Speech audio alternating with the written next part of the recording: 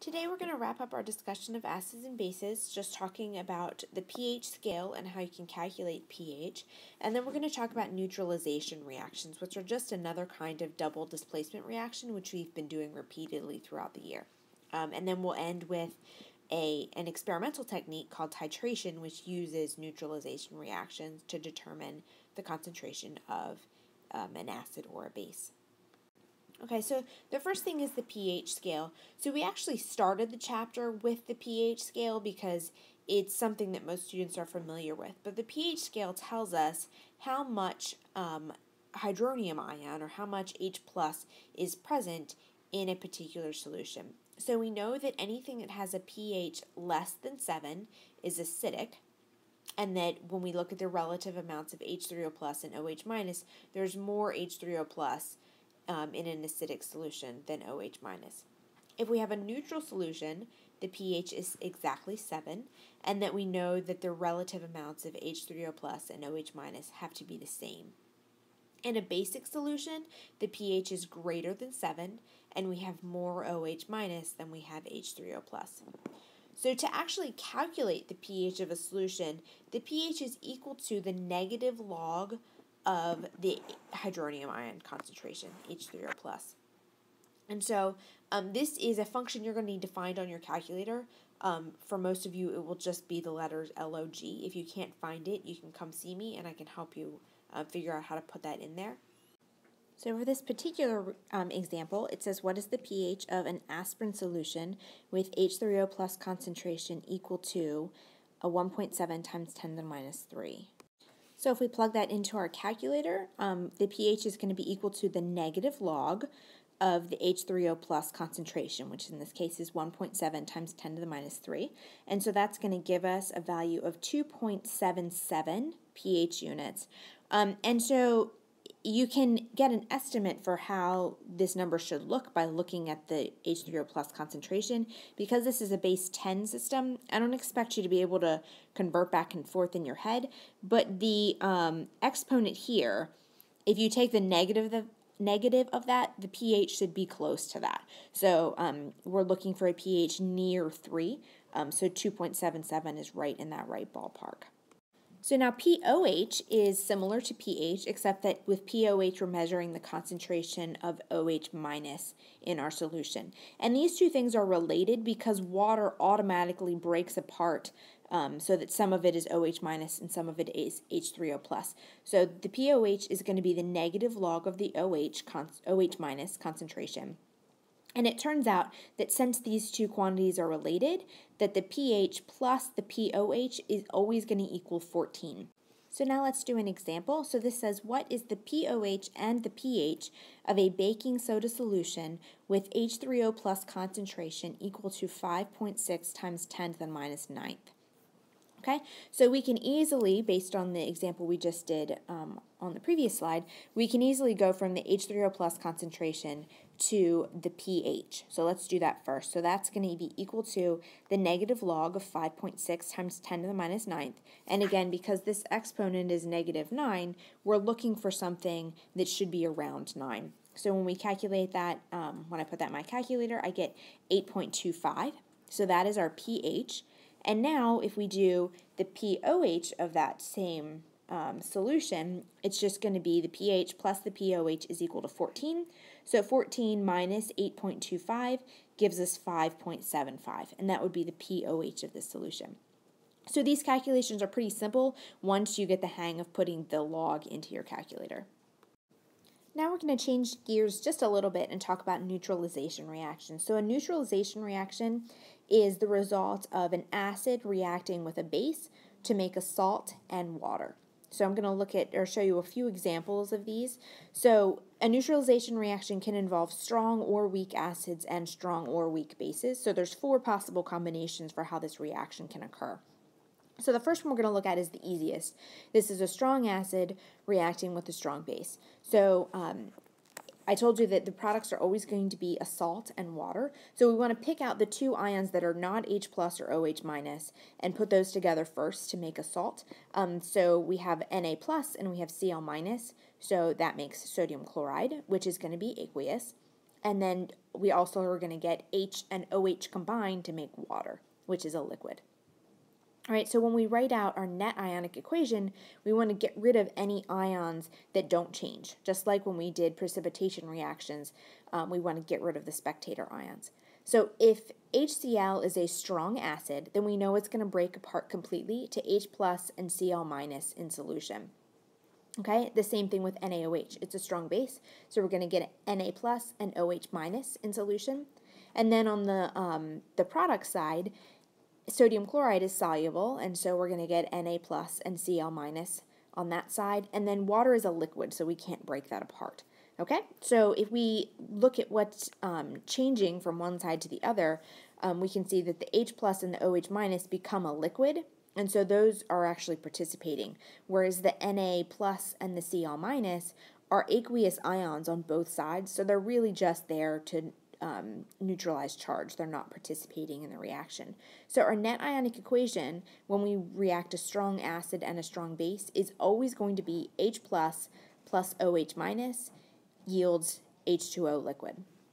That is the reaction that we're going to get every time, okay? Because always when you have a strong acid and a strong base, the cation and the anion that pair with the H plus and the OH minus are always going to cancel out. Okay, so the next example is a strong acid and a weak base. So here we have HCl, which is a strong acid, I just said, and NaHCO3, which is a weak base. A weak base can accept a proton, and when these two react together, we're going to get a salt. So the salt we're going to get is sodium chloride again, because we want the cation from the base and the anion from the acid.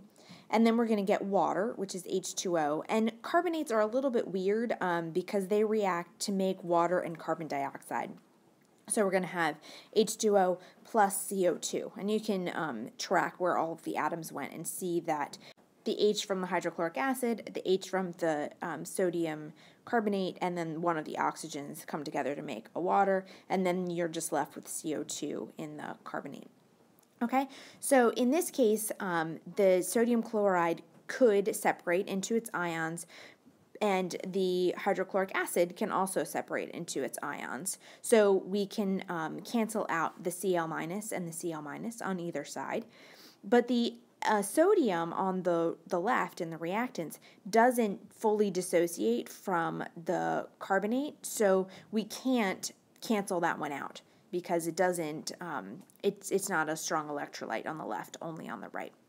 Okay, so then our net ionic equation for this reaction is going to be H plus NaHCO3 yields, and we need the double arrows because if it's a weak acid or weak base, it's not going to completely go all the way to the products, yields Na plus H2O, which is a liquid, plus CO2, which is a gas. And not every strong acid weak base reaction is going to have the CO2 here. This is a special case where it does. All right, now let's do a weak acid and a strong base. So our weak acid here is acetic acid.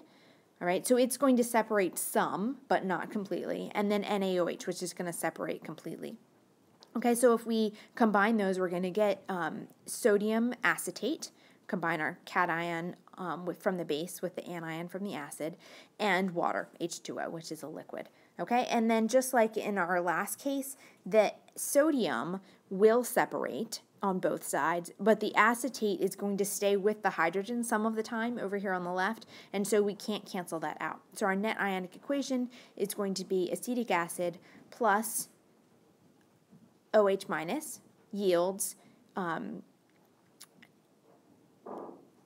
acetate ion plus H2O in the liquid form. Okay? And now for the weak acid and weak base case. So in this case, again, our hydrogen from our proton from our acetic acid is going to combine with the hydrogen and oxygen from our base and make water. And then we're also going to get sodium acetate from the sodium here from the base and the acetate ion from the acid. And then again, we're going to be left with carbon dioxide because that's the way the carbonate reacts with an acid. Okay? In this case, nothing on the left dissociates completely, so there's nothing over there that we can actually cancel out. So what we have written here is actually the net ionic equation. There are no spectator ions and nothing we can cancel. We could over here on the right separate Na plus and acetate, the C2H3O2 minus, but it's not necessary to do that. Now we're going to use an application of a neutralization reaction, which is called a titration. So a titration is a procedure we do in the laboratory in which we neutralize an acid sample with a known amount of base, or you can do it in the other order, in order to figure out the concentration or sometimes even the identity of the acid in question. And often this is done using an indicator, and since we've just done the natural indicators lab, you should all know that an indicator is a compound that changes color when the pH of the solution changes.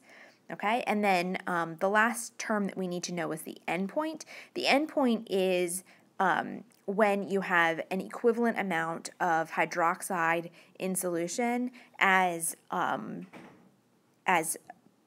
H plus ions in solution. So that would be the point at which the concentration of those two things is the same. Okay, the way this looks in real life or in the lab is you pipette a known amount of your acid into a flask. So you would want to know exactly the volume of that you added if you're going to be able to calculate the concentration later. And then you fill a burette, which is this long skinny thing here, with a sodium hydroxide solution that you know the concentration of. And it's important, you have to know what the concentration of that solution is. Okay, the burette starts at 0 up here, and then the numbers go down as you go down, because as you put liquid from the burette into your flask, you want to know how much has been removed so that you know how much you added down here.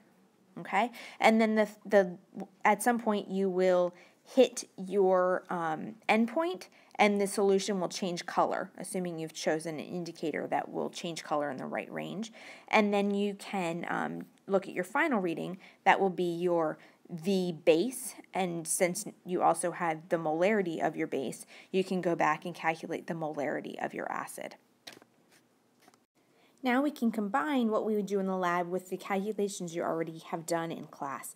So the example we have here is that a 25 milliliter sample of HCl is placed in a flask with a few drops of phenolphthalein, which is just an indicator. It turns pink when things get basic.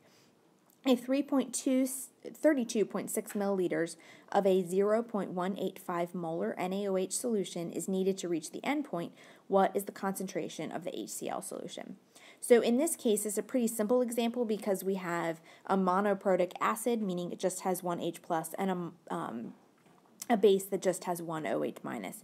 So in this case, we want to just do our MA, and MAVA equals MBVB equation. So we our initial volume, or volume of acid, is going to be 25 milliliters.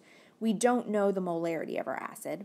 And the molarity of our base, we know, is 0.185 molar, and the volume of base that we needed was 32.6 milliliters. Okay, so if we set this up, we get 25 times x is equal to 32.6 times 0.185.